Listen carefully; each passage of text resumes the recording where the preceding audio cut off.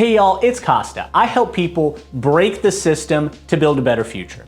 Today we're talking about California's radical Medicaid change. This summer, California residents will be eligible for Medicaid long-term care no matter how much money or assets they have as of July 1st, 2022. The state will increase the assets range from $2,000 to $130,000 for an individual, and $3,000 to $195,000 for a couple, and plans to eliminate the limit completely by 2024. Now, at first look, I know this might seem like a huge victory for vulnerable seniors in California.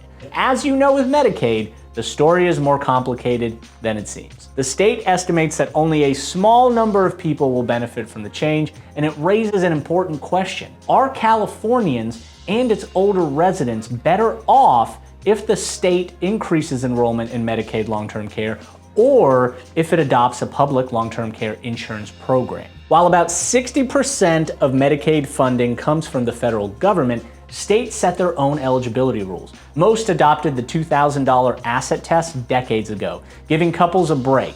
If one spouse enrolls in Medicaid long-term care, the other can keep significantly more in assets, typically around $128,000. Most recipients must use income in excess of that amount to pay for long-term care costs before Medi-Cal begins. So Medi-Cal nursing home residents can typically keep only $35 a month of their income as personal needs allowances. Now, these rules haven't changed since 1990 and are unaffected by the new asset tests. Advocates are already pushing for raising income limits, but for now, some people who may be eligible for long-term care benefits under the new rules will still have to take a portion of their long-term care costs. The state expects only 21,000 more people to be eligible under the new rules for 2022, and 18,000 more people once that limit is reached. Like other states, California collects benefits through a process known as property recovery.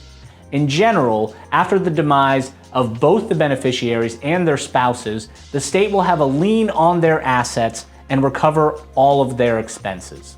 By choosing to expand Medicaid long-term services and supports, Governor Gavin Newsom effectively closes the door on the public long-term care insurance program. A spokesman for the health department says that public insurance is still being discussed, but Medicaid expansion is clearly a high priority. So this may be due to the rise and fall of Washington State's attempts to create the first public insurance program. It was a great idea, but it just couldn't prosper. Making Medicaid long-term care available to Californians who need personal assistance regardless of funding will make it very difficult to build the political support for the tax increases needed to fund the public insurance program. After all, people will ask, why should I pay higher taxes for insurance if I can enroll in Medicaid?